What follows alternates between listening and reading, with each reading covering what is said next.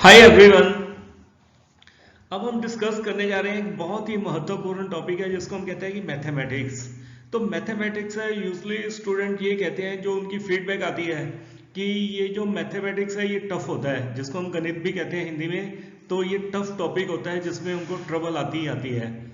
तो जो एनटीए का सिलेबस है उसके अकॉर्डिंग अगर हम मान के चले तो ये जो आपका जो लेवल है वो 7th 8th तक ही होता है। जिस टाइप के क्वेश्चन एग्जाम में आते हैं ना, तो उसमें क्या है कि आपकी प्रैक्टिस चाहिए थोड़ी बहुत, तो you are able to attempt each and every kind of the question. तो ये हम जनरल पर्सपेक्टिव लेके चलते हैं कि हमारा जो लेवल है एनटीए का, यूजीसी नेट का जो लेवल है, उसके अकॉर्डिंग जो क्वेश्चन आते हैं वो सिंपल आते हैं, वो सरल होते हैं, उसकी हमें थोड़ी सी प्रैक्टिस करनी है। मतलब जो मैथमेटिक्स है उससे हमने डरना नहीं है, इसको हमने करना है। तो ये भी हम मान के चलते हैं कि आउट ऑफ 50 क्वेश्चंस कि जो 5 क्वेश्चंस होते हैं वो डायरेक्टली लिंक्ड है विद द मैथमेटिक्स, इसमें तो हमें कोई डाउट होना नहीं चाहिए। तो हम ये कह सकते हैं कि जो मैथमेटिक्स का जो 5th यूनिट है उसमें 2 क्वेश्चन होते हैं लॉजिकल रीजनिंग के, 2 या 3, इट डिपेंड्स। और जो 2 या 3 क्वेश्चन किसके होते हैं, they are linked with the mathematics. In case की we talk about the data interpretation, तो डाटा इंटरप्रिटेशन है उसमें आते हैं 5 क्वेश्चंस। तो जो 5 क्वेश्चन है उसमें से कम आप ये मान के चलो कि जो 3 क्वेश्चन होते हैं वो किससे लिंक्ड होते हैं, they are going to be linked with the mathematics, they are going to be linked with the percentage। rather mathematics में भी हम इसको नहीं बोलेंगे कि we will say कि वो linked होते हैं with the percentage, कि अगर हम कोशिश करें कि हमने परसेंटेज का टॉपिक है उस पर ही हमने फोकस करना है, तो 2 या 3 क्वेश्चन उसमें से एक्सपेक्टेड है डाटा इंटरप्रिटेशन में से, 1 या 2 क्वेश्चन किस में आते हैं, वो आते हैं 5th यूनिट में से। तो ओवरऑल वी कैन सी कि जो 5 क्वेश्चन है they are linked with the mathematics. तो हमने ये जनरल सा पर्सपेक्टिव लेके चलना है, this question can be 5, this can be 6, this can be 4 also. तो ये डिपेंड करता है सिचुएशन पे, पेपर सेटर पे। तो on an average we can make a safe assumption कि आपको जो मैथमेटिक्स का जो टॉपिक है उसमें जो परसेंटेज का टॉपिक है फर्दर, तो उसमें आपको 5 क्वेश्चन है वो पूछे जाएंगे। तो हम जो डिस्कस करने जा रहे हैं वो है बेसिकली बहुत ही सिंपल क्वेश्चन है, जिससे हमें कोई डाउट नहीं होना चाहिए कि जो मैथमेटिक्स है कुछ क्वेश्चन होते हैं वो मेंटली होते हैं अगेन, कि अगर हमारी प्रैक्टिस काफी अच्छी है तो without even keeping say pen और पेंसिल तो we can try to solve say those kinds of the questions. तो ये पर्सपेक्टिव हम मान के चलते हैं कि जो मैथमेटिक्स है इनको हमने करना है। कुछ लोग ये कहते हैं कि जो मैथमेटिक्स है इनको उन लोगों ने अटेम्प्ट ही नहीं करना, जो होगा देखी जाएगी एग्जाम में। तो हमें इस टाइप का जो एटीट्यूड है वो डेवलप नहीं करना। We have to take this subject with a confidence. थोड़ी प्रैक्टिस चाहिए, लेकिन जो प्रैक्टिस है वो आपकी कहां तक लिमिटेड होनी चाहिए, वो आपकी लिमिटेड होनी चाहिए। परसेंटेज का टॉपिक आपने करना है, सेकंड है कि जो एवरेजेस है उसका टॉपिक करना है, थर्ड हम कह सकते हैं कि जैसे रेशियो एंड प्रोपोर्शन है, इस टाइप के जो क्वेश्चन है वो एग्जाम में पूछे जा सकते हैं। तो हम यहाँ पे डिस्कस करने जा रहे हैं कि जो बहुत सिंपल क्वेश्चंस हैं जो एग्जाम में कभी आ भी चुके हैं, तो we are going to focus on those questions. इसमें आप ये देखोगे कि इसमें थोड़ी सी प्रैक्टिस से we can attempt say every kind of the question. और जो टॉपिक्स हैं परसेंटेज का, तो उसमें ये होता है कि कुछ टॉपिक आते हैं वो आते हैं रेशियो एंड प्रोपोर्शन के, कुछ क्वेश्चन है डिस्काउंटिंग के, कुछ है प्रॉफिट एंड लॉस अकाउंट के, कुछ क्वेश्चन आते हैं सिंपल इंटरेस्ट कंपाउंड इंटरेस्ट के। तो ये 4 या 5 टॉपिक्स हैं। अल्टीमेटली इनका जो लिंक किससे बनता है, that is with the percentage. अगर आप सिलेबस उठा के देखोगे तो ये जो 4 या 5 टॉपिक जिनका मैंने नाम लिया है वो किससे लिंक्ड होते हैं, विद द परसेंटेज। तो total we can see to it कि जो परसेंटेज का जो टॉपिक है that is really literally very important. तो इसके हम क्वेश्चंस हैं वो करने जा रहे हैं। In the meanwhile I would like to tell you कि अपनी ये जो बुक्स हैं पियर्सन द्वारा प्रकाशित हैं, ये बुक्स हैं वो लॉन्च हुई हैं, एक है हिंदी माध्यम की, एक है इंग्लिश माध्यम की। तो इसका जो बेसिक पैटर्न है वो सेम ही है, लेकिन इसमें हमने काफी लेवल तक चेंजेस की हुई हैं as per the exam pattern. तो जब अगर आपके पास ये बुक है तो you can go to the shopkeeper, उनसे आप देख सकते हो कि अगर आपको लगता है कि ये जो चेंजेस है ये वर्थ वाइल है, कि इससे आपका जो लेटेस्ट जो है कि जो एग्जाम पैटर्न है वो उसमें उस टाइप के जो क्वेश्चंस है वो अटेम्प्ट हो रहे हैं, तो डेफिनेटली ये जो बुक है आपको काफी हेल्प करने वाली है, not only for the net exam but इससे आपको हेल्प मिलती है जेआरएफ एग्जाम में भी। तो that way these are very important books. तो अब जो हम डायरेक्टली क्या है कि क्वेश्चन करने जा रहे हैं कि इन केस की we try to look at the first question कि the owner of a mobile phone charges his customers 25% more than the cost price. तो इसमें हमारे पास पर्सपेक्टिव क्या होता है कि 25% more than the CP cost price. If a customer paid rupees 8,000 for a mobile phone, then what was the cost price of the mobile? कि mobile का जो सीपी है वो हमें करना है फाइंड आउट। तो डेफिनेटली जो फर्स्ट असम्पशन माइंड में आती है कि जो वो फिगर है वो कितना होना चाहिए, 8,000 से कम होना चाहिए। इन केस की जो शॉपकीपर है he is making some kind of the profit. तो इसको हम हिंदी में भी देखते हैं कि ए मोबाइल फोन का मालिक अपने ग्राहकों से लागत मूल्य से 25% अधिक शुल्क लेता है, मतलब जिसको हम कहते हैं प्रॉफिट। यदि एक ग्राहक ने एक मोबाइल फोन के लिए 8,000 रुपए का भुगतान किया तो मोबाइल का क्रय मूल्य क्या था। इसमें हमने क्या फाइंड आउट करना है कि हमारा जो क्रय मूल्य है तो that is to be find out. तो इसमें जो क्रय मूल्य है उसको हम क्या कहते हैं, that is termed as a CP. इसमें भी आपको कोई डाउट नहीं होना चाहिए। हमें फाउंड क्या करना है, एसपी करना चाहिए, एसपी फाउंड करना है। तो जो एसपी का जो फॉर्मूला होता है वो आपने देख लेना है, जिसको हम कहते हैं this is called as a selling price. तो इसमें फॉर्मूले में क्या होता है कि 100 प्लस प्रॉफिट डिवाइड बाय, जिसको हम डिनोमिनेटर कहते हैं सीपी इनटू 100। तो ये एक बेसिक सा पर्सपेक्टिव है, इसको आप याद कर लो कि how to say attempt say this kinds of the questions. तो they are going to be very very important to us. तो इन क्वेश्चंस को हम देखने जा रहे हैं कि इसको हमने कैसे अटेम्प्ट करना है। कि the owner sells the mobile at a profit of 25%, the customer pays ₹8,000 for it. तो ये स्टेटमेंट हमें याद रहनी चाहिए कि इसमें जो प्रॉफिट कितना है 25% का है, जो कस्टमर है वो कितना प्राइस पे कर रहा है, 8,000 रुपीज। तो इस क्वेश्चन में आपको कोई डाउट नहीं रहना चाहिए कि जो 8,000 क्या है, that is going to be SP, जिसको हम कहते हैं सेलिंग प्राइस। ये बहुत सिंपल क्वेश्चन है वैसे तो, इसमें अटेम्प्ट करने में आपको कोई ट्रबल नहीं आनी चाहिए। तो इस क्वेश्चन को हम कर रहे हैं कि हमने एज पर मेथड किस मेथड से इस क्वेश्चन को हम करेंगे। तो लेट द सीपी, यहाँ पे मेथड थोड़ा सा वेरी कर सकते हैं but that hardly makes any difference. Let CP is equal to ₹x, इसको हमने x की फॉर्म में लिया हुआ है। जो पहले मैंने डिस्कस किया था that can be taken as a conventional formula. यहाँ पे हम कर रहे हैं कि जो सीपी है उसको हमने कितना मान के चल रहे हैं कि CP is going to be ₹x। Then SP कितना होना चाहिए, x। इसमें हम ये मान के चलते हैं कि एसपी वो किसका योगदान होता है, उसमें किस किस का योगदान होता है, एक तो सीपी आ गया, प्लस इसमें कहते हैं कि 25% ऑफ सीपी, इसमें भी कोई डाउट नहीं है 25% ऑफ सीपी। ये basics idea again we have to take say this kind of idea कि अगर हमने सेलिंग प्राइस है उसको फाइंड आउट करना है तो सबसे पहले क्या आएगा, सीपी आएगा प्लस 25% ऑफ सीपी। तो this can be taken as a basic approach. तो 25% ऑफ x कितना बन जाएगा, इनकेस की x तो है ही सही, this is given to x, this is given to us, 25% of x है। तो जो 25 है इसमें भी क्या है कि आपने अगर इसकी क्वेश्चन की थोड़ी सी प्रैक्टिस आपने की हुई है कि 25% is going to be 25 upon 100। तो इसको हम क्या मान के चलते हैं कि 25 डिवाइड बाय 100। तो this can be taken as equal to 1/4। 1/4 किसके इक्वल होता है, that is going to be 0.25। तो यहाँ पे हमने 0.25 वैल्यू है वो डायरेक्टली ले ली कि x है वो 1x है प्लस 0.25x। तो ये कितनी वैल्यू हमें मिलती है, 1.25x है वो वैल्यू हमें मिलती है। But again we can see to it कि this is equal to the SP. तो एसपी की वैल्यू कितनी आती है, that comes to B 1.25x आती है। तो एज पर क्वेश्चन कि जो क्वेश्चन में जो हमें स्टेटमेंट गिवन है उसके अकॉर्डिंग इसको हम कैसे सॉल्व करेंगे कि 1.25x इज इक्वल टू ₹8,000। इस क्वेश्चन को हमने सॉल्व करना है कि x is to be taken on the left hand side कि 8,000 है, ये 1.25x है, 1.25 है उससे क्या होगा, डिवाइड होगा। इस क्वेश्चन को हम सॉल्व करते हैं तो we can get the direct answer that comes to be 6,400 rupee. तो ये बहुत सिंपल क्वेश्चन है, ये बेसिक क्वेश्चन है। ऐसे क्वेश्चन जो है वो एग्जाम में पूछे भी जा चुके हैं। तो आई थिंक इस क्वेश्चन में आपको कोई डाउट नहीं रहेगा।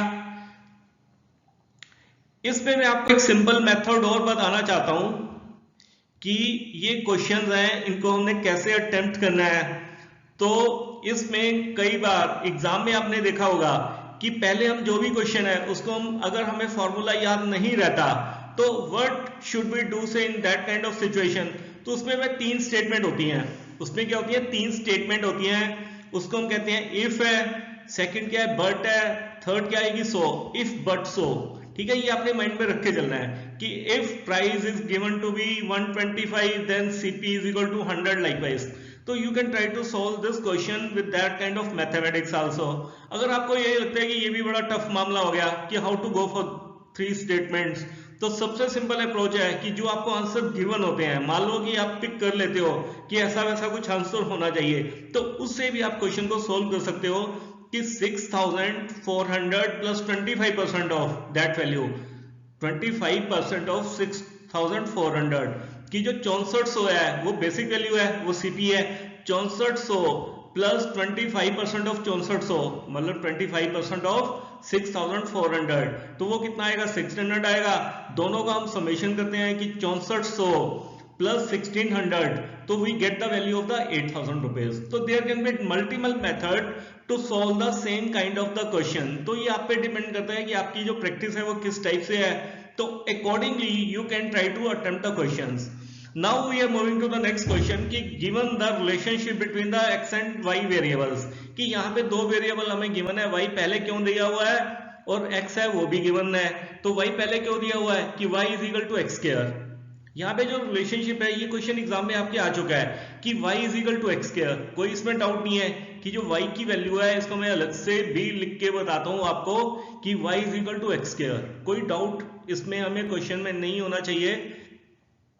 And y is equal to x square, we have seen to it if x changes by 6%, कि जो x की वैल्यू है वो किससे चेंज होती है? 6% से चेंज होती है।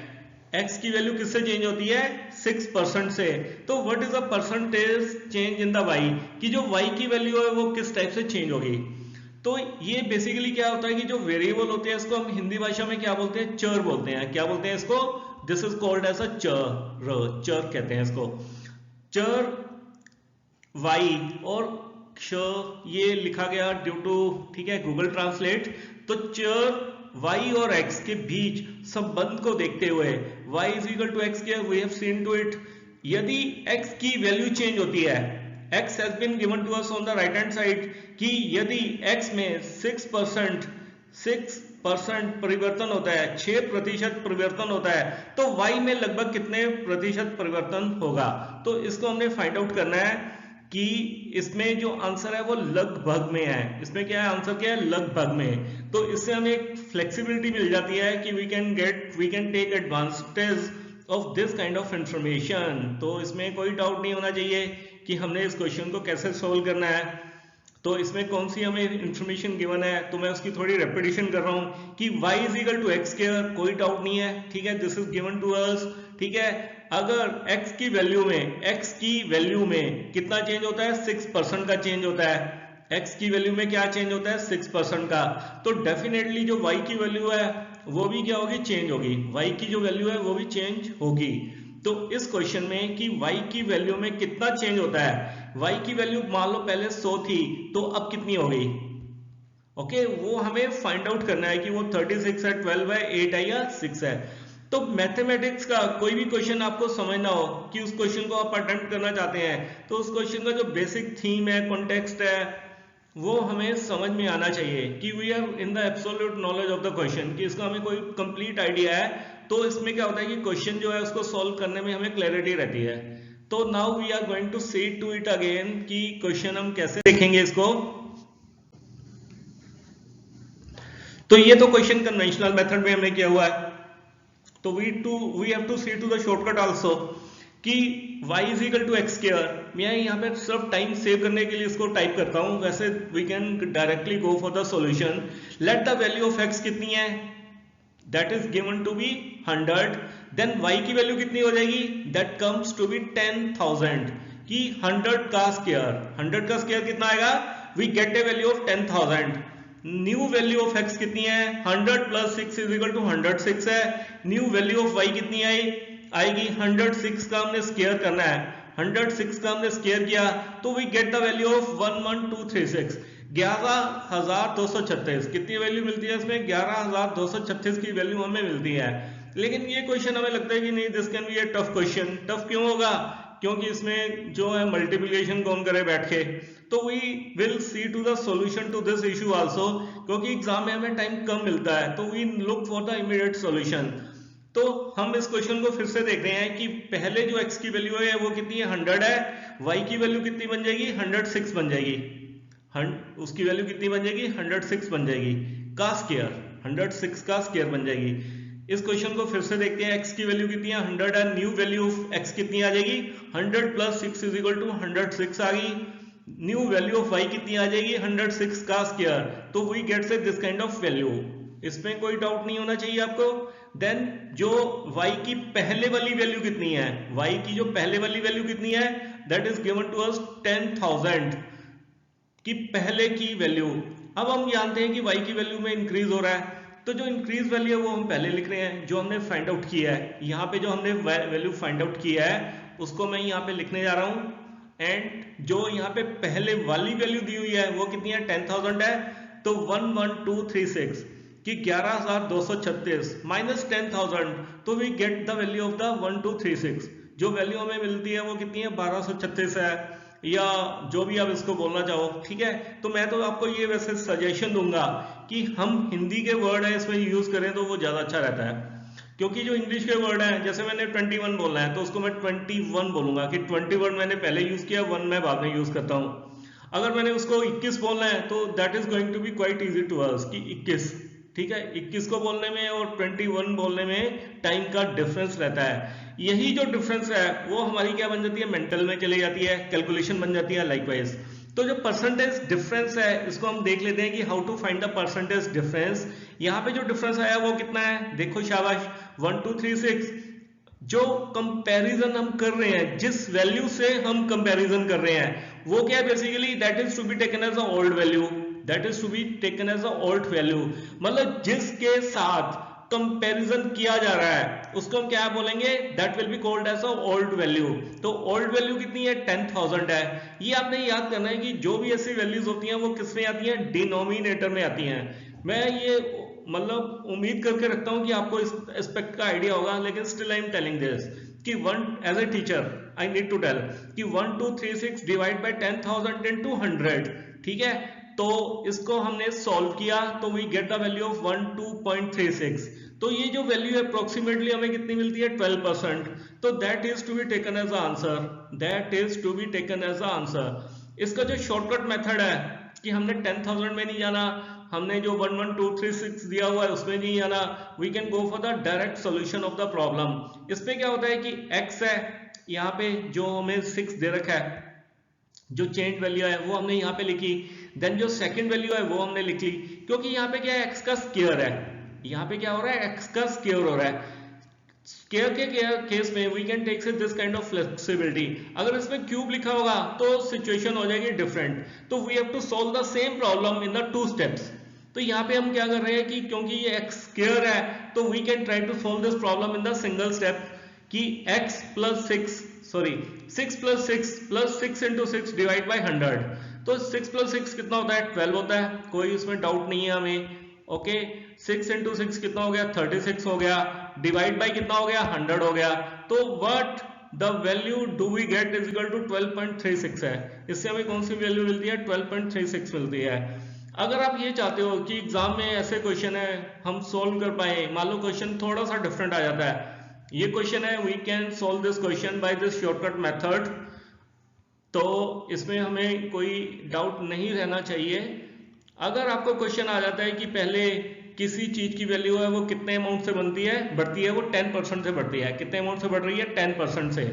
मैं इस क्वेश्चन को फिर से सोल्व कर रहा हूं कि कोई भी आपको वैल्यू है वो गिवन है, कोई भी वैल्यू सॉरी आपको गिवन है, वो इंक्रीज कितने अमाउंट से होती है 10% से। हम कहते हैं कि एक बार इंक्रीज हुआ, second time the value is increasing again by the 10%, second time जो वैल्यू है फिर वो 10% से इंक्रीज होती है, तो what kind of the difference do we get. तो इस क्वेश्चन को हम कैसे करेंगे कि पहले हमारी वैल्यू कितनी गिवन है 100 है, 100 दी हुई है, उस पर 10% का इंक्रीज हुआ। मैं फिर से क्वेश्चन को आपको बता रहा हूं कि कैसे हमने सॉल्व करना है। तो पहली बार जो इंक्रीज हुआ तो वो कितनी वैल्यू बन जाएगी 110 बन जाएगी। मेरी ये टेंडेंसी रहती है कि जो भी मैं सॉल्यूशन दूं वो हिंदी में दूं ताकि आपकी भी ये वाली हैबिट बन जाए, तो उससे मेरे को काफी इजी लगता है। तो basically I belong to Punjab, तो हमें मतलब I use to speak in Punjabi also, ठीक है, लेकिन पंजाबी एंड हिंदी में इतना डिफरेंस नहीं है एज फार एज जी से न्यूमेरिक्स आर कंसर्न्ड, तो ये वैल्यू कितनी बन जाती है आपकी 110 बन जाती है। अब 110 की जो वैल्यू आपकी बनी है, 110 की वैल्यू बनी है, इसमें हमने फिर से 10% का इंक्रीज किया, इसमें हमने फिर 10% का इंक्रीज किया, तो 10% ऑफ 110 कितनी आएगी, 11 आ जाएगी। कितनी आ जाएगी, 11, कि 110 में हमने किसका योगदान किया, 11 का। कितना का योगदान किया, 11 का। तो हमें कितनी वैल्यू मिलती है, 1 to 1 मिल जाती है। कितनी वैल्यू मिलती है, 1 to 1। तो इसमें डिफरेंस कितना आ गया, 21 का। मतलब जो वो डिफरेंस है वो 10 का, वो सॉरी 20 का नहीं है, वो डिफरेंस कितना है, 21 का है। ठीक है, इस क्वेश्चन में आपको कोई डाउट नहीं होना चाहिए। We have solve this question in the different manners. लेकिन ये जो मेथड मैंने सबसे पहले डिस्कस किया है, तो ये क्या टफेस्ट मेथड है, लेकिन आपकी जानकारी में ये भी होना चाहिए, क्योंकि एग्जाम में इसको हम अडॉप्ट नहीं कर सकते, this is going to be very lengthy. लेकिन जो शॉर्टकट मेथड है वो हमें पता होना चाहिए। अब बच्चे कई कहते हैं कि सर हमें शॉर्टकट मेथड बताओ, शॉर्टकट मेथड। शॉर्टकट मेथड का बेनिफिट अगर आपको तभी मिलता है जब आपको उसका जो लॉन्ग मेथड है वो भी पता हो। तो उसके बिना कोई ये नहीं है कि भी हमें लॉन्ग मेथड पता नहीं है, शॉर्टकट में हम डायरेक्टली मूव कर रहे हैं। तो उसकी पॉसिबिलिटी तभी होती है अच्छी कि जब हमें लॉन्ग टर्म मेथड है, अप्रोच का पता हो, तो शॉर्टकट मेथड है वो अप्लाई कर सकते हैं। कई बार हम डायरेक्टली शॉर्टकट मेथड पे जाने की ट्राई करते हैं, कोशिश करते हैं, लेकिन उसमें हमें इतनी सफलता नहीं मिलती कि इसमें हमारा जो क्वेश्चन है वो गलत हो सकता है। आप बोलोगे कि सर ये फर्स्ट मेथड है, ये तो बड़ा लेंथी है, सेकंड है थोड़ा इजी है समवट, ठीक है। अगर आप ये चाहते हो कि भैया हम कुछ भी ना करें, कि डायरेक्टली इसका आंसर है वो फाइंड आउट कर लें, तो हाउ टू डू दैट, कि इसमें कितना इंक्रीज होता है, 6% का। ओके, फिर उसका हम स्केयर करते हैं। तो इस केस में क्या होता है कि हम, क्योंकि आंसर है वो अप्रोक्सीमेटली फाइंड आउट करना चाहते हैं, तो 6 + 6 कितना आ गया, 12 आ गया। तो आपको जो अप्रोक्सीमेट आंसर है वो मिल जाता है। ऐसा डायरेक्टली ये क्वेश्चन एग्जाम में पूछा जा चुका है। तो इसलिए मेरे को ये बताना इंपॉर्टेंट है कि विदाउट मतलब losing any time we can try to solve the question in the 10 to 15 second. तो ये कैपेबिलिटी आप में होनी चाहिए, मतलब यू मस्ट स्टे कॉन्फिडेंट कि भैया ये क्वेश्चन हमने करना ही करना है। तो टिल दिस पॉइंट कोई डाउट? तो we can now move to the next question.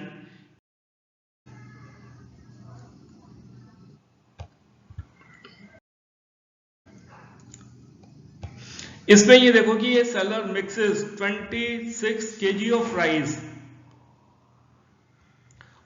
Of a price of 20 per kg, कि उसका जो राइस है कितना है, वो 26 किलो है। इसको मैं 26 नहीं बोल रहा, इसको मैं बोल रहा हूँ 26 किलो है। उसका जो प्राइस कितना है, that is given to us to 20 rupees per kg, कि 20 रुपए पर kg उसका प्राइस है। कि 26 किलो राइस है, उसका प्राइस कितना है, 20 रुपए पर kg। ठीक है, कोई इसमें डाउट नहीं है।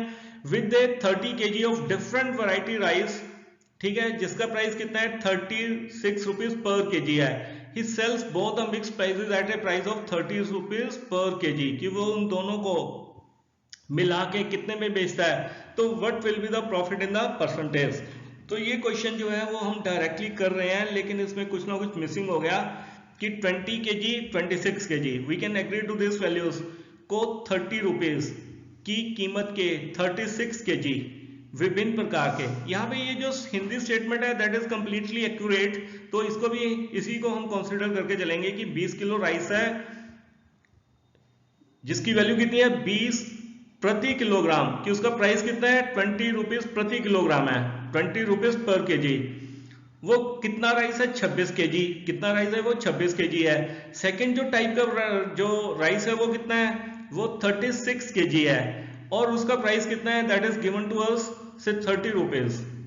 We get the both the varieties, उनको हमने किया मिक्सअप। यदि वह इस प्रकार के मिश्रित चावल को 30 रुपए प्रति kg पर बेचता है, तो उसका कितना प्रतिशत लाभ होगा। इस क्वेश्चन में कोई डाउट हो तो you can definitely ask me. तो इस क्वेश्चन को मैं डायरेक्टली सॉल्यूशन पे जा रहा हूं कि जो टोटल राइस कितना हो गया, 20 + 36, तो दैट कम्स टू बी 56। तो इसमें क्या होता है कि टोटल इनपुट कॉस्ट, कि जैसे हम सीपी पहले करते आए हैं कि सीपी कितनी है, यहाँ पे भी सेम ही मामला है कि इसमें हमने सबसे पहले सीपी फाइंड आउट करना है। तो सीपी हम कैसे फाइंड आउट करेंगे, 26 × 20 जो फर्स्ट पार्ट है। सेकंड पार्ट क्या था, कि 30 इंटू 36 आ गया, तो टोटल कितना आ गया कि 26 इंटू 20 की 26 इंटू 20, तो ये हमें कितनी वैल्यू मिलती है 520। अब 30 इंटू 36 है, वो कितना मिलता है 36 इंटू 30 या 30 इंटू 36, तो मिलता है हमें 1080। तो जो टोटल प्राइस कितना आ गया 1600। इससे हमें टोटल प्राइस है वो कितना मिलता है 1600। अब हमें सेकंड क्या फाइंड आउट करना है, सेलिंग प्राइस। ठीक है, सेलिंग प्राइस इज का quite easy to find out, कोई इसमें दिक्कत नहीं आने वाली। तो 56 इंटू 30, 56 क्या है basically, okay we can see to it. तो इससे हमें जो टोटल एसपी मिलता है वो कितना मिलता है 1680 मिलता है। कितना हमें मिलता है 1680। तो जो प्रॉफिट है वो कितना आ गया 1680 minus 1600, we get the value of the 80, कि इसमें हमें जो प्रॉफिट है, जो लाभ जिसको हम कहते हैं, वो कितना मिलता है 80 रुपए का मिलता है। तो जो प्रॉफिट परसेंटेज है उसको हम कैसे फाइंड आउट करते हैं कि profit percentage is equal to what, कि जो एब्सोल्यूट टर्म्स में हमें प्रॉफिट हुआ P divide by CP into 100। कोई डाउट नहीं है, क्वाइट इजी। तो P हमें कितना मिलता है बताओ, शाबाश, you can say do it, कि ये हमने फाइंड आउट किया है, ये आया 80 डिवाइड बाय CP कितना गिवन है हमें 1600, तो इनटू 100 आ गया। तो इसको हमने फाइंड आउट किया, तो 16 इंटू 5, 16 5 80, तो हमें आंसर कितना मिलता है 5% आंसर मिलता है। वेरी इजी क्वेश्चन, कोई इसमें डाउट नहीं होना चाहिए। तो इसको अगर आप चाहते हो कि 100 वगैरह कुछ भी हम नहीं अप्लाई करना चाहते हैं, तो 16 5 80, ठीक है, 16 इंटू 5 कितना बनता है 80 बनता है। तो ये डिपेंड करता है कि आपकी कितनी प्रैक्टिस है, आपका कितना कॉन्फिडेंस लेवल है, तो उसके अकॉर्डिंग जो क्वेश्चन है उनके आंसर्स हैं वो दिए जा सकते हैं। तो you must always so confident. तो ये क्वेश्चन भी आप देखो, it's again going to be very simple. ये भी किस पे बेस्ड है, प्रॉफिट एंड लॉस पे ही बेस्ड है। तो इस क्वेश्चन को हम कैसे सोल्व करते हैं, तो इस क्वेश्चन को आप देख लो कि इसकी स्टेटमेंट है वो हमें क्या कहती है कि a milk man purchases milk at ₹X per litre and sells it at ₹2X, कि उसने x का बाय किया, 2x में वो सेल कर रहा है, मतलब डबलिंग द प्राइस आ गया। Still he mixes 2 liters of water with every 6 liter of the pure milk. उसकी सेटिस्फेक्शन अभी भी नहीं होती, अभी भी कहता है मेरे को और प्रॉफिट चाहिए। तो हाउ शुड मतलब ही गो हेड, कि वो क्या करता है कि उसने क्या किया कि जो उसने किया कि डबल प्राइस पे तो बेचना ही बेचना है, वो चाहता है कि उसका प्रॉफिट है फर्दर इंक्रीज हो। तो उसने क्या किया कि जो प्योर मिल्क है उसको ये लगता है कि प्योर मिल्क की लोगों को हैबिट पड़ जाए, तो even that is not a good tendency for him, कि उसको उसका भी नुकसान हो सकता है। तो उसने कहा कि इसमें वाटर और मिला दो। तो still he mixes 2 litre of water with every 6 litre of the pure milk, कि जो 6 लीटर प्योर मिल्क होता है उसमें वो 2 लीटर पानी मिला देता है। तो इसकी रेशियो हम देख सकते हैं, वैसे 2:6 आएगी, लेकिन हमें देखना है कि इसकी जरूरत एक्चुअल में हमें पड़ती है या नहीं पड़ती है। तो we can directly move to the question कि what is his profit percentage. तो पैसा उसने किया डबल प्लस की उसने मिलावट। तो ये स्टेटमेंट है, this is given to us in the Hindi also, कोई इसमें डाउट हमें नहीं होना चाहिए। Now we can look at the final solution to this question, कि टोटल क्वांटिटी कितनी हमने एज्यूम की 6 लीटर, क्योंकि 6 का फिगर है वो बार बार आ रहा है, तो हमने ये सोचा कि वो 6 लीटर है, ताकि इसमें कैलकुलेशन में हमें इजी रहे। तो प्राइस कितना है उसका, जो सीपी है, सीपी कितना है बताइए, शाबाश, CP is going to be ₹1 per litre. CP कितना है उसका विदाउट एक्सेप्शन, कि हमने मान लिया कि वो ₹1 पर लीटर है। कितना है वो ₹1 पर लीटर। तो उसकी जो टोटल सीपी कितना आ गया 6 क्या है टोटल उसका मिल्क है, इंटू 1 क्या है उसका प्राइस आ गया। तो उसको कितना मिलता है 6 रुपए मिलते हैं। उसको कितना अमाउंट मिलता है 6 रुपए, उसकी सीपी है, मिलते नहीं है वो उसका सीपी है, उसका वो कॉस्ट प्राइस है। He sells the milk double the price, तो उसका कितना प्राइस हो जाएगा 2 इंटू 6। 2 इंटू 6 क्या है कि अगर वो विदाउट मिलावट कर रहा है, क्या कर रहा है वो विदाउट मिलावट, क्योंकि यहाँ पे हमने 6 लीटर दिया हुआ है, तो 6 लीटर के पीछे उसकी मिलावट है ना।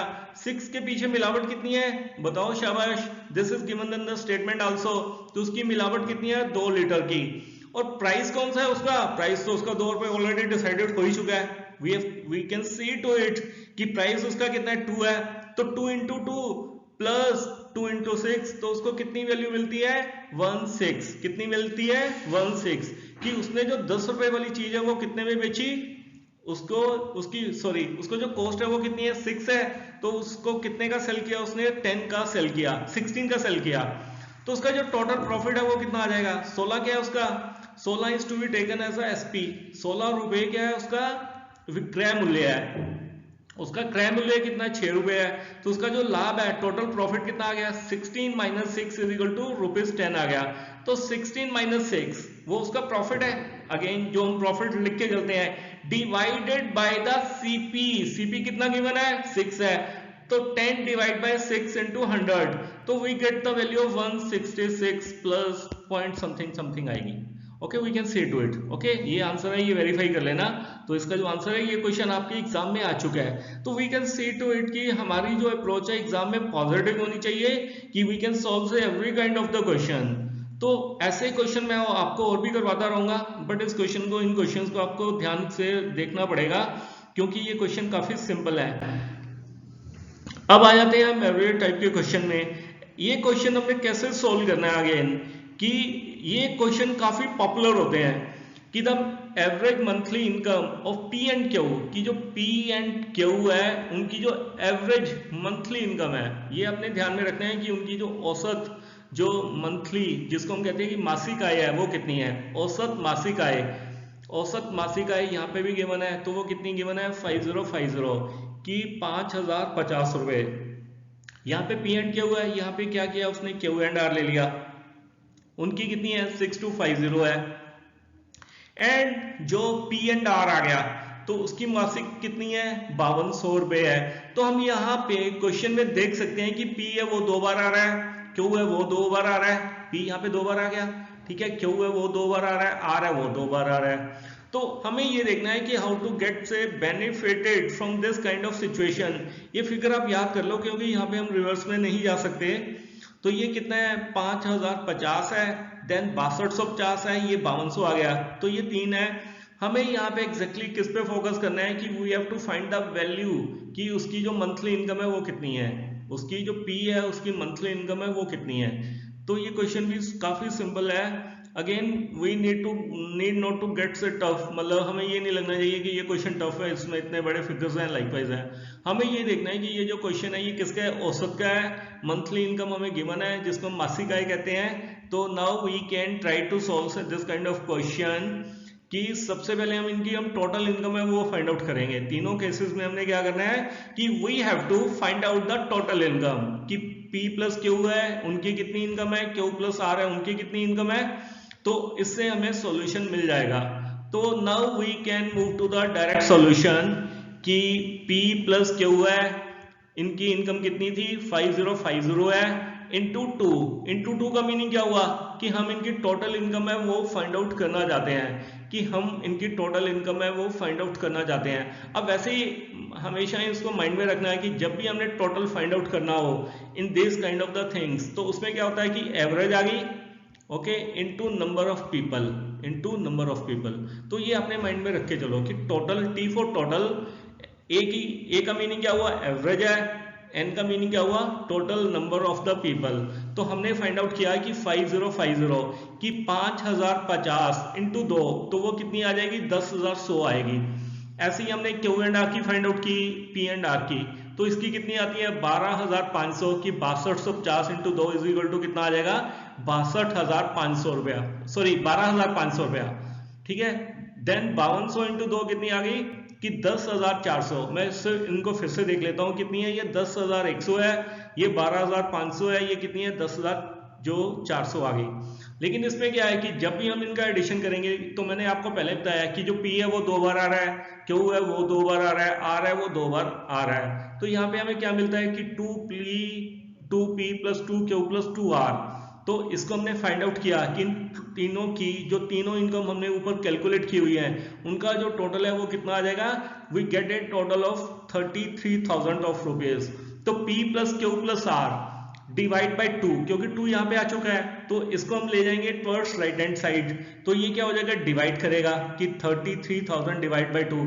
तो हमें यहाँ पे जो मिलती है वैल्यू वो कितनी है 16,500 की, लेकिन वो किसके कॉन्टेक्स्ट में मिलती है P plus Q plus R. ये हमें किसके कॉन्टेक्स्ट में मिलती है P plus Q plus R is equal to ₹16,500 की 16,500 वैल्यू मिलती है। अब हमें क्यू एंड आर की वैल्यू गिवन है, वो हम फाइंड आउट कर चुके हैं। कहाँ पे? क्यू एंड आर, ये हमें ऑलरेडी गिवन है। तो इस वैल्यू को हमने यहाँ पे किया फिट, ठीक है।